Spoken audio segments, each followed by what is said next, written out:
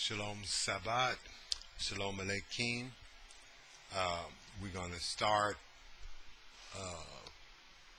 the Sabbath Sadar with Matthew's 5:17 from the Hebrew Gospel. But first we're going to say a blessing, knowing that Yah Spirit is with us because we live according to the commandments and the testimony of Yeshua and practice tefillah, prayer, before Yahweh, keep communication with Yahweh. But we're going to acknowledge the presence of Yahweh and His blessings upon us. Baruch atah Yahweh Eloheinu Hashim B'neika Yeshua HaMashiach Andon et Yom HaSabat Eshir mota ki katatenu li kumenu li zadik we kavod selah. Baruch yom hasabat chazeh we tetenu or le racha razuneka li ash razuneka be Yeshua. Torah rabba Yahweh Elohim Sabot Ki achabeka we rakameka. Amen. So we're going to deal with a new subject. Yeshua's attitude and his purpose in regards to Torah. Okay. Because this is big debate. It's not a debate for me. I settled this argument concerning Paul. The new covenant is the progression of the old covenant, okay, with greater promises, okay. This is the ABC of the scriptures that I don't know why everybody's so caught up. If you study properly, you'll see that the new covenant is only a ratified covenant. That means it's inclusive of Torah. It doesn't remove Torah, okay. It progresses the covenant to a higher level of by which we are able to achieve the promises of the covenant. All right. So this is why he says in Jeremiah, he says to the house of Israel and to the house of Judah, I will make and give unto you a new covenant. It's right there in the prophets, so why everybody's so amazed that they're a new covenant when the prophet already prophesied that a new covenant was coming to the house of Judah and the house of Israel, and that he would put his Torah in our mind and in our heart. So, irregardless of the Goyim supremacist Christianity that so-called Christianity, it's not even Christianity, it's nothing Christian about it, and their manipulation and twisting of the scriptures, we disregard that completely, and we just go to the teachings, line upon line, precept upon precept, and go by it. The scriptures are to be understood, not to be personally interpreted to achieve your will, my will, or anybody else's will here. Okay, we're going to learn the scriptures as it is. But let me say this, we must practice tefillah, prayer. If my people would humble themselves and pray, call out to me, turn from their wickedness, okay, I will open up the windows of heaven and they will receive the blessing. All right. And without prayer, everything you do is irrelevant. Your religion is irrelevant. Your faith is irrelevant without prayer. Believe that. That's taught in Exodus, okay, when they were in slavery and a new king arose and they began to pray and intercede. And then it says, Yah turn and dahu, knew them. He don't know you if you ain't praying, if you ain't communicating with him. You can forget that. And all these people with all this rhetoric, it doesn't mean anything to me. It's like, okay, once I see or go into any congregation, even when I was in Babylon, if I seen that the pastor didn't practice prayer, I got away from him. Pastor told me, I ain't gonna mention his name, but he said, well, I don't, he told me I prayed too much. That, he just live it. How you gonna live something that you don't even have the power to achieve? The purpose of Yeshua was to give us power, and that power is communicated us through tefillah. Okay, and that's why you have so much blindness in the Messianic Hebrew and the ones that doesn't acknowledge Yeshua, Hebrews, Hebrew Israelites, all this. I challenged them one time and said, well, let's pray every day. I'll come and let's gather and just do a prayer for an hour a day. I was the only one that showed up. So this is the deficit within the Hebrew community, as well as in the Christian church, and the only ones that I know that really pray is the Muslims, and we criticize them. But I kind of admire their culture of prayer. Okay, so I'm not going to criticize someone that is performing his religion. Okay, he's faithful to his religion. What you need to ask yourself, are you faithful to yours? Don't criticize someone who's faithful to their religion. But we're going to move on from that. Just something to, okay? And go to the teachings of Yeshua. He taught us that we are the light bearers. He taught us that that was our calling, that the sons of the house are to bear the light of good works, repentance, okay, a continual repentance. Now he comes to state his purpose, okay, so we don't be confused. See, the reason we confuse is we keep trying to prove the Goyim wrong, or the pagans wrong. I ain't trying to prove them wrong. They prove themselves wrong. Their culture has produced murder and avalanche of negation of men and all type of things that a culture that is completely opposed to the Torah of Yahweh. You're wrong. Period. You got to argue with it. I ain't got to put up Facebook posters showing how wrong they is and spend all my time trying to prove how wrong. What I want to prove is the rightness of the teachings of Yeshua and the prophets and the Torah. How it is relevant to the advancement of Yahweh's people. Okay? Of course, you should study your enemy so you can know his tricks, slings, and arrows that he throw at you, but not obsessively so. But to the degree where you can defend yourself with the shield of faith, the helmet of salvation, the sandals of peace. These are all things that we need to master. Okay, the sword of the Spirit, which is the Word. So that we know how to cut the head off of our enemy and progress on into the highest level of Yahweh's promise.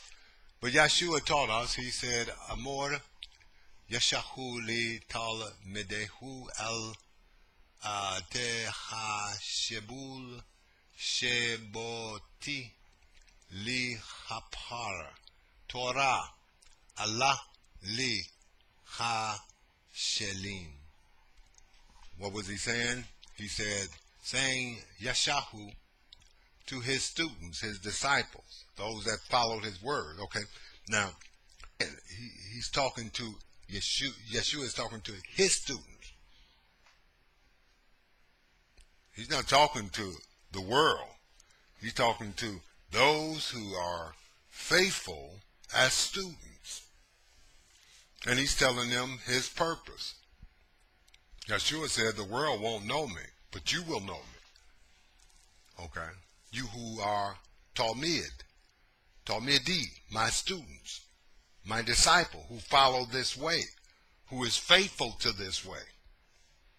Okay? So understand that this verse is showing us who he was talking to. He wasn't talking to the Pharisees. He wasn't talking to the Sadducees. He wasn't talking to Cleflo Dollar. He wasn't talking to none of these. He was talking to his students. Okay? And so if you are a disciple, a student follower of the teachings of Yeshua, okay, then you need to listen to this. Okay? So, Yeshua spoke to his Talmidehu, his disciple. And this is what he told them. This is what he instructed his disciple. He says, not tehashibul. You think, that is, from an assumptive position. Okay? You know what an assumption is. I know you know. We're the most assuming people in the world. Okay? We see something, we assume it without investigation. That is to think without investigation on a matter. Okay? And come to a wrong conclusion because of the lack of investigation. Okay? All right? Tehashibul shabo'te. Think not I have come. Now, here he didn't use the word batal, which is to destroy. He used the word par, lihapar. Par means bull. A bull. Okay? So he's using a metaphorical symbol of a bull to express what he did not come to do. What didn't he come to do, Keisha? Bully. What else does a bull do?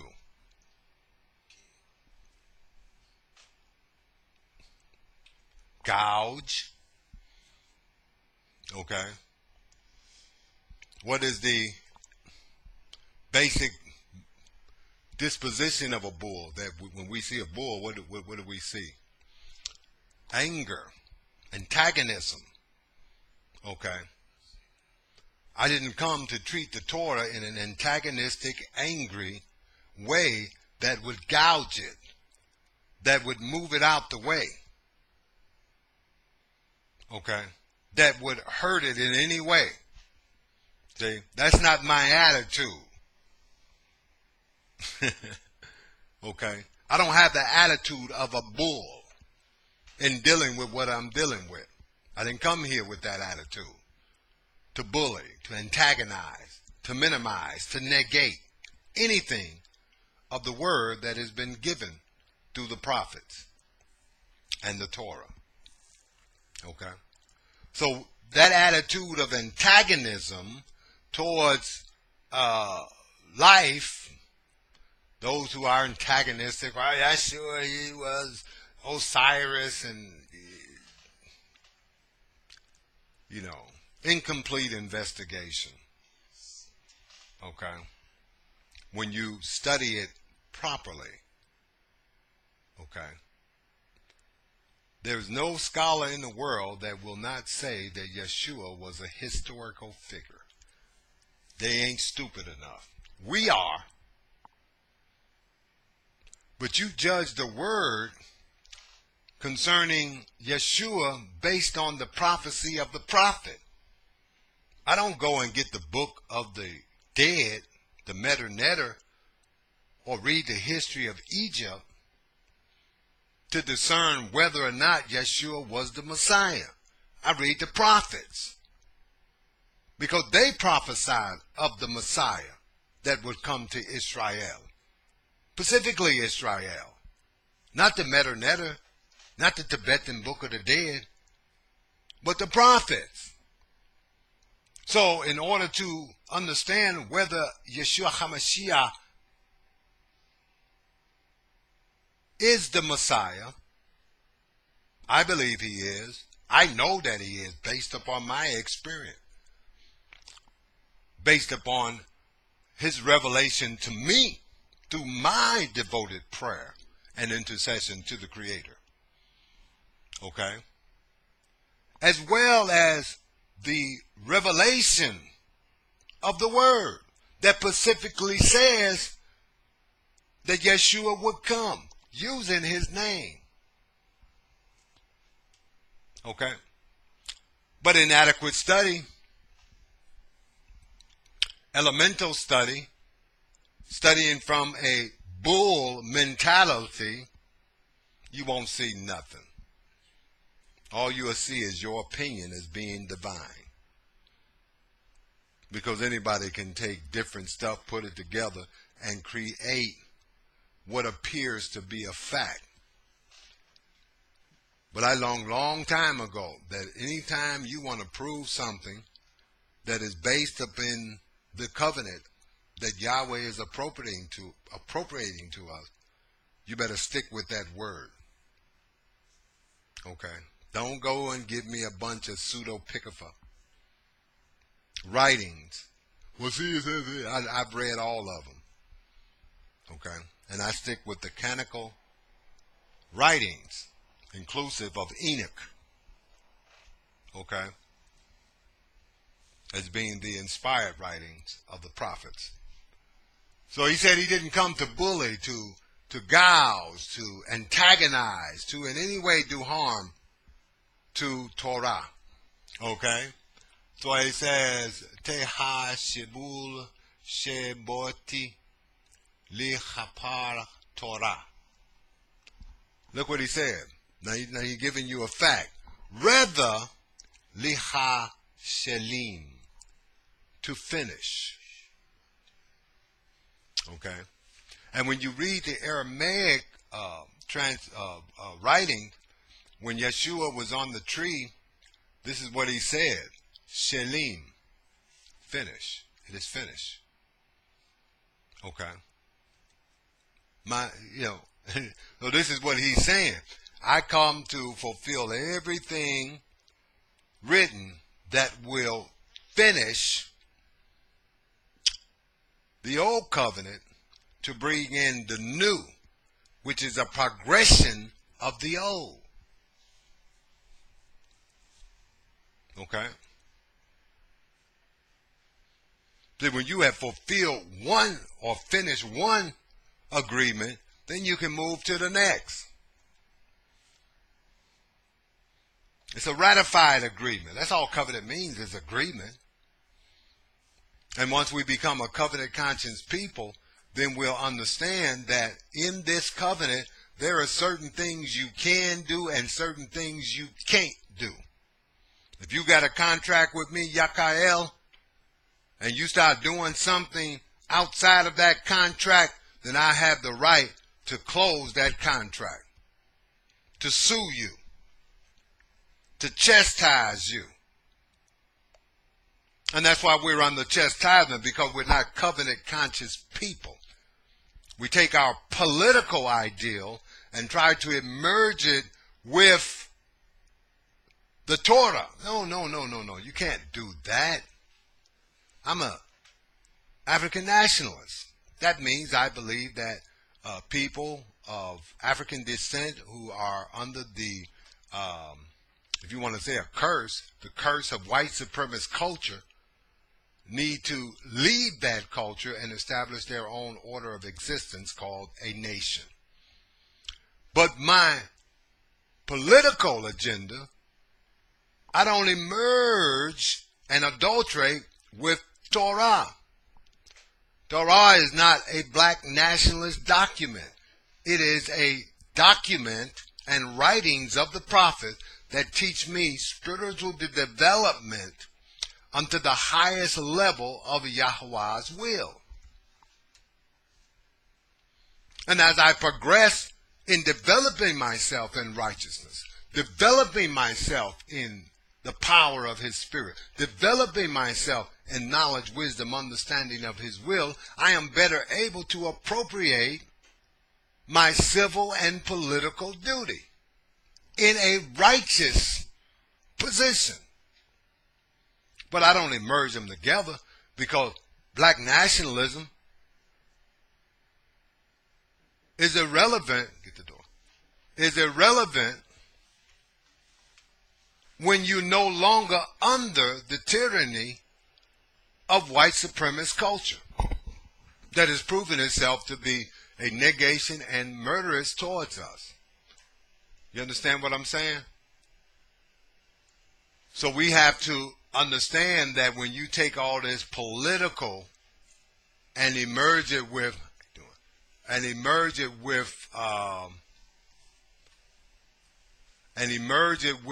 the spiritual, you adulterate it. Okay? Yakael, sit down. Okay? No, just turn it around. Okay? All right? So, we don't want to do that. And this is not what Yeshua came to do to the Torah. He didn't come to lihapar, to bully it, to destroy it, to mix it, to do any harm to it at all, to touch it at all. To touch it at all. See, that's what happened when y'all come late. All right. How you sisters doing? All right. All right. To touch it at all. All right. So, again, what it says, Omar, saying, Yashahu lich tal midehu al. This is what he's saying to his disciples. He's not saying to anyone else. I just want to, again, restate that. Okay, because if you're not his disciple, this is not for you. If you hear this video and you don't believe that Yahshua or Yeshua is the Messiah, this ain't for you. We don't have no argument. These teachings are irrelevant to you. You don't even have to investigate them because you don't accept them. So ain't no use arguing about them. Okay? So, li tol midehu.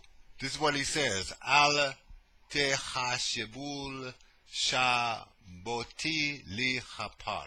I have not come to bully, gouge, whatever characteristics that a bull has when you're using metaphorical language is what you have to define the circumstance. Okay? The bull is antagonistic. He's aggressively antagonistic. He gouges. He stomps. He snouts. That's why the word in Hebrew for anger is af. Af just means nostril. But when you use it metaphorically, it means the snouting of the nose in relationship to a bull that portrays a picture of anger. Okay? You know what I'm saying? So, when you're studying it from the Hebrew, you get much more than just goofy talk.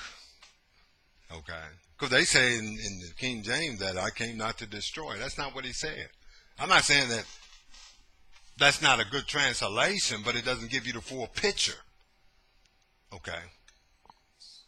Okay? Because a bull do destroy. You let him get a hold of you, he will destroy you. Dig what I'm saying? But it doesn't give us the whole picture. Because with the bull now you can investigate attitude. And the attitude of a bull, right, ain't too nice. Okay? So we can digest that. Okay, HaTorah Allah li ha-shelim, which I think is Aramaic root. Because Shalim means to finish, to complete something. So he had an assignment that he wanted to complete. Now this is not keyam, to fulfill. That comes up in later verses. Okay. All right. So we don't want to get finished and fulfilled. Okay. Confused. Okay. Kiyam. Kiyam. To fulfill. Now that has to do with the developmental element. Because in fulfilling, something there is removed. Okay? If you wanna fulfill, like this cup is empty, right? And you want to fulfill it. What do? You fill it with water. What happens to the emptiness? It's gone. Cause and effect. This is the intelligent manner of thinking. And this is why in our culture we're still in a dilapidated, culturally demoralized, intellectually dense state because we have no purpose. Purpose was lost. We integrated and our purpose became to fulfill the American dream. We were done right there. Now we just a race of dummies running around being consumers. Okay? Because that's what we're fulfilling. We're fulfilling and enriching those who have no love for us. And any love that they show is pretense, believe me. And that's not a racist statement. That's a reaction to racism, to hatred that has been bestowed upon us by a culture that has built itself on a false premise of supremacist ideal. Okay? We're retarded. Okay? So what we want to do is get into a purpose that will bring us to our highest potential. We want to, what? Shalim. We want to finish that purpose. Because in finishing it, what happens? We go to a whole new level. See, this is why when people study Paul says some slick stuff. He said, because, in Galatians, I think it was, yeah, it was cool. He said, through the law, I died to the law. Think about that. Through, die, in the Greek. Die means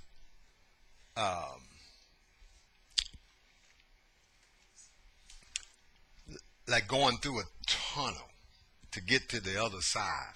You're on this side and it's all nasty. All right? And so you say, I got to go through the tunnel to get to the other side where the sunshine is, where the riches is. You know, I can get my hair done free and all this. Okay? Everything is groovy on the other side, but I got to go through. So he said through the law. That means by shalim, finishing my duties. And to the law, I develop within myself a new disposition where I don't need the law. Why? Because the law is fulfilled in me. Now I become the law. Okay? Now I become the law. I will put my, could you go check on my wife? I will put my Torah in your mind and write it in your heart. That means a disposition mentally and ontologically has changed. You understand what I'm saying? You sisters know what freedom is? Tell me what freedom is. You first. What is freedom? Okay. What is freedom? No, that's the word. What is it? Okay. How can you attain something if you don't know what it is? So what is your purpose in living? Are you free now? Explain your freedom to me. You guess. You can't guess. You got to know. Knowledge is knowing. Okay? So you're here and you're saying, okay, what is I'm living for?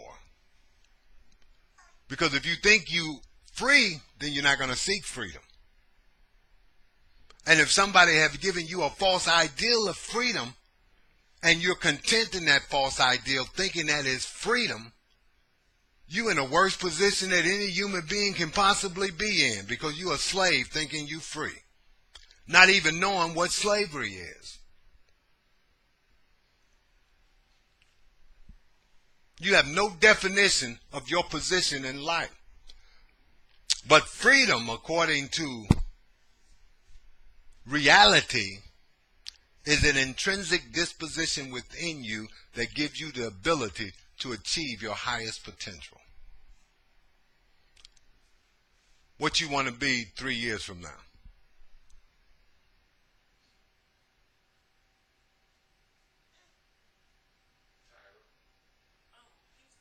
I'm talking to both of you. What do each of you want to be 3 years from now? A what? A model? Okay. You got the money to go to school? No, I said, do you have the money to go to school? Okay. Then you don't have the potential to be that. What do you want to be? A doctor? You have the money to go to college without begging a white man? Okay. Then you're a slave. Okay. Now, what you need to do is say, how can I produce what I need to achieve my purpose? Because if you don't have the ability to produce what you need to achieve your potential, you're a slave. Slave means a constricted ability that causes you not to be able to achieve without begging somebody else. That's a child. Mommy, can I have a quarter? Why is he asking mama for a quarter? Because he don't have the ability to produce that quarter. So he goes to his mama. And that's what you are in this society, a bunch of children begging somebody else. And then they're going to give you their information that keeps you a servant to their purpose. And you never have a purpose of your own, other than shaking the booty, getting your hair done. Ooh, look what I got. That is the way of a fool. Great people seek one thing. What do great people seek? I know I'm on y'all case. What do great people seek? It's only one thing. Categorically so. What do great people think? All this, I don't know. I don't know. You should be at this class every week so you can know. I don't know means you don't exist. Great people seek power. Okay? In any language. Hebrew. Koach.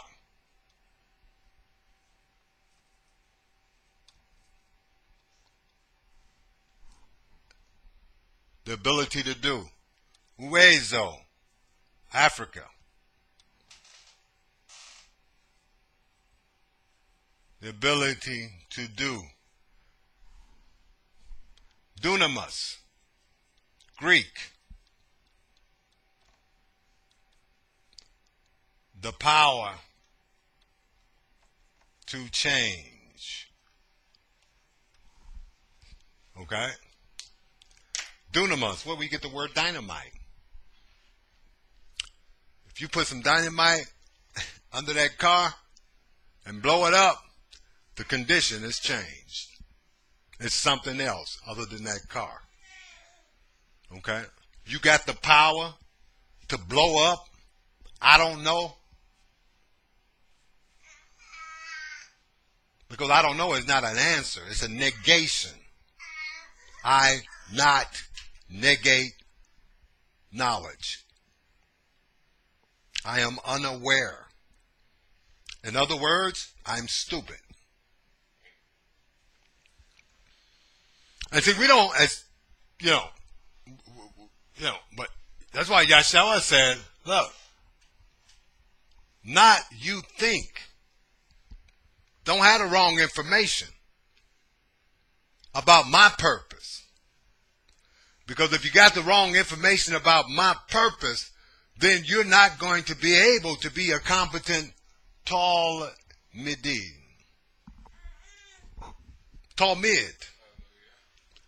See? I want you to be a competent student of these teachers so that you can break the constriction of slavery upon you and proceed forth to your highest potential and shalim, finish your purpose. And make sure that it's a purpose that's going to give you dunamis, koach, uezo. Okay? Because 50 years from now, that's what I give it. It's not prophetic. It's just looking at the logic. The level of stupidity that we have fell from the 70s when we had reached a high level of intellectual, political, and spiritual awareness to the dilapidated, materialistic, narcissistic, demoralized state that we're in today and partying in it like we done gained so much stuff, or we can go and get a hairdo, or we can sit next to somebody and drink coffee, or... Okay. The object was independence. Now we're back independence. Okay. You ask any parent with children, ask them how much you spend a month on your hair. It's going to be about $200. Sometimes more than that. That's minimal. And then you ask them how much money you put in the bank for your children's education in the future. I'm going to tell you what 99% of the answer going to be.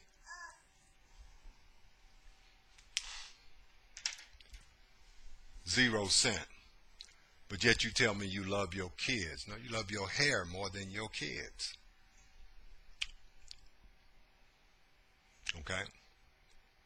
So as a parent, you have not finished your duty. Shalim. Why? Because you're in a state of, I don't know. Okay?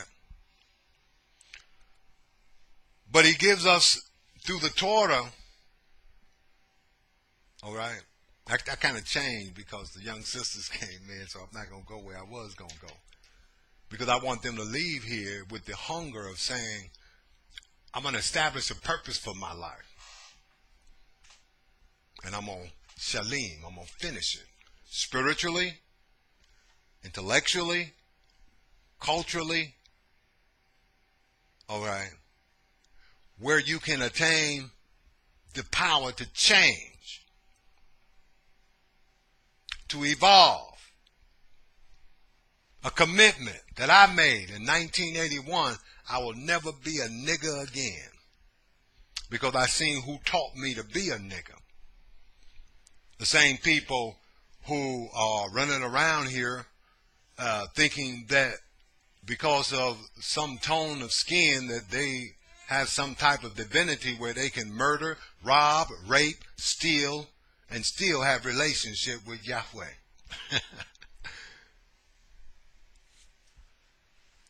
Okay? So we want to be able to finish like Yeshua did. When he was on the tree, he said, when the Greek, he said, tetelestia. It is finished. It is complete. There is no more to be done. In the Aramaic, he said, salim. It is finished. It is complete. My duty, my purpose is done. I'm going to progress on to the next level. Okay? All right? So, the Shakalim, Apostle Paul, he wrote that he was obedient unto death, therefore Yahweh exalted him. He what? Proceeded on to the next level after he shalim Torah. Okay? Somebody told you that proceeding to the next level was making a lot of money. So what do? Right? You're making $20,000 a year, so you buy a house and a car. Right? Some nice clothes, you get a hairdo. And you say, oh, I'm successful, but I want to be more successful. So you go and you acquisition more money, right? Put that money in the bank, and get your car, and then you go buy a bigger house and a car and a better hairdo.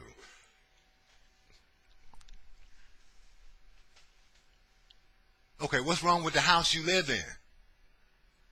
So if the only thing that you're doing is buying a house and a car and getting a better hairdo and a wardrobe, each progression of this economical surge, you ain't changed nothing. You just doing the same thing over and over. They just got you spending more money doing it. Well, I got a Volkswagen now. Now I'm going to get a Cadillac. Oh, now I got enough to get a Mercedes-Benz. What did the Cadillac do that the Volkswagen didn't do? It got you to the store and back. Cars are made for transportation, not entertainment, not to impress people. Well, look what I got. That's that slave mentality again. Look at me, wanting to be bigger and better than everybody else. That's the premises cultured reaction to life. Okay? And before I got married, I was living in a little room. $30,000 in the bank. My wife would tell you, man, I don't want none of that stuff. It's illusion. I don't need it. I need me a kitchen, somewhere to cook. I'm single. When I got married, okay, boom, get an apartment, get ready to get the car, this, that. Money is there. Okay? But money is not my success. The enrichment of my character. Okay? Coming from Chicago against the disciple. Okay? I mean a real gangster. Not a hip-hop gym shoe, pants down under your butt fool. Okay? But I mean really into some very criminal, delinquent activity. So from there, coming out of the joint, to here, what do I see? A drastic character change that gives me the honor from Yeshua to live in a righteous life in which I surpass my oppressor. He can't stand up to me. He can go and pull my record and say, see, you did that. Yeah, but this is what I'm doing now. And I pull his record and say, see, you enslaved 3 million people, brutalized, raped our women, stole from us. Okay, I can pull your record too. You murdered genocide 25 million Indians. I got your record too. So you want to pull my record? I'll pull your record. But the difference between me and you is that I repented and changed. You ain't. Okay? So when you ready to become, what is your definition of a woman? One sentence. What's the definition of a woman? What's her responsibility? That's one. Good. See? Don't say the same thing she said. No mimicking. What's the definition of a woman?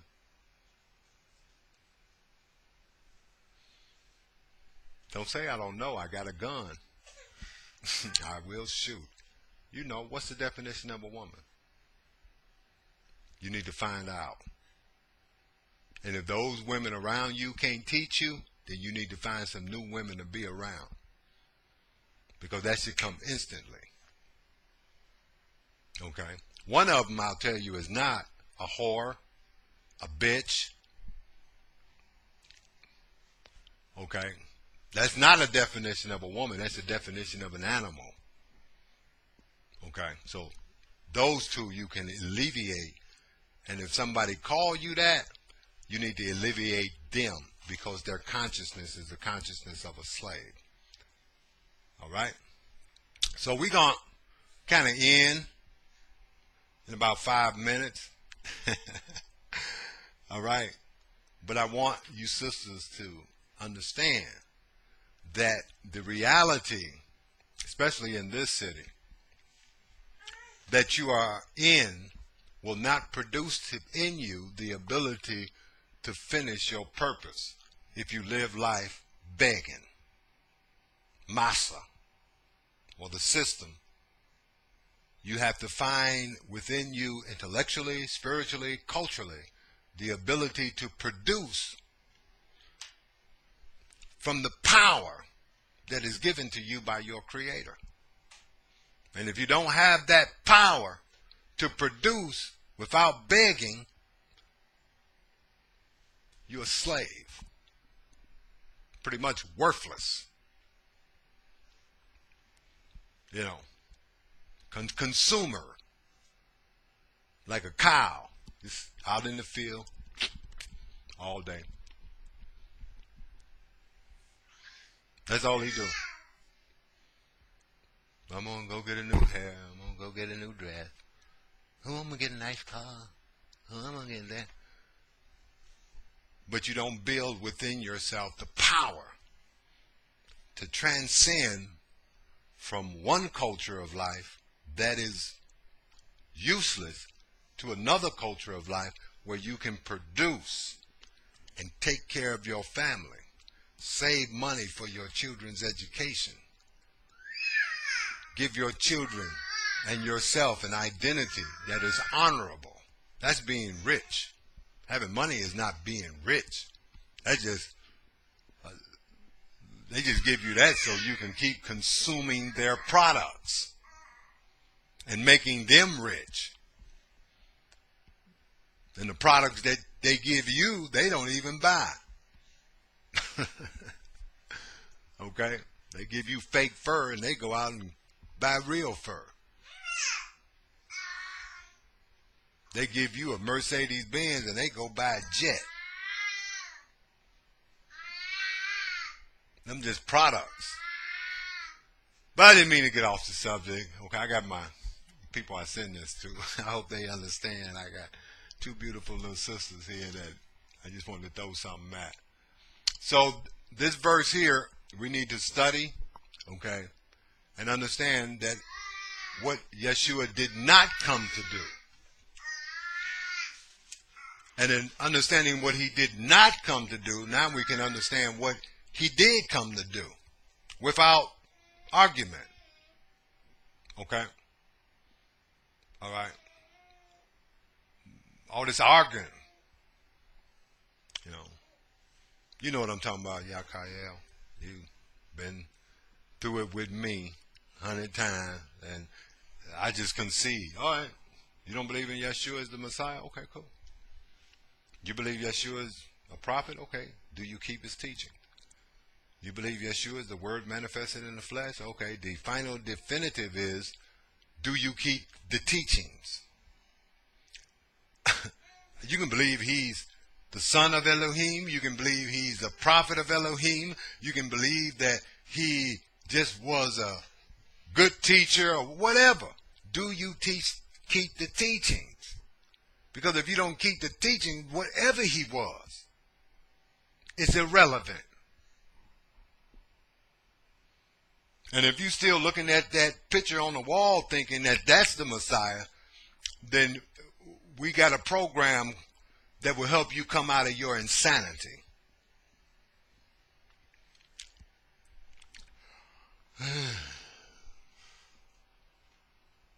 Quite insane. You got this. Anyway, I ain't gonna go there. All right, we're gonna close the door, and y'all try to get here on time, man. All right. Baruch atah Yahweh Eloheinu Hashim Beneka Yeshua HaMashiach Adon et Yom HaSabat Eshir Motaki Katatenu Li Kumenu Li Zadik Wekabod Shalim Baruch Yom HaSabat Hazeh We Tetanu Or Li Racha Razineka Li Ash Razuneka Be Yeshua Le Olam Vaed Dovedoa Amen. Shalom. Okay, if you didn't understand that Hebrew, it's not my fault. I don't babysit. If you want to learn Hebrew, we have classes. Then you'll understand. So I'm not going to even translate that. Shalom Aleichem, everybody. Shalom Aleichem.